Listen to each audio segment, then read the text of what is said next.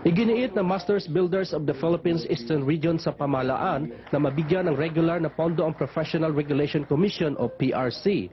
Ito'y para makapagsagawa raw ng taunang licensure examinations ang PRC.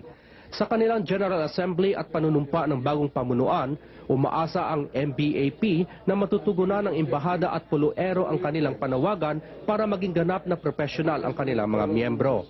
Nagbabalita sa Middle East, Florante Catanus, Daharan, Saudi Arabia.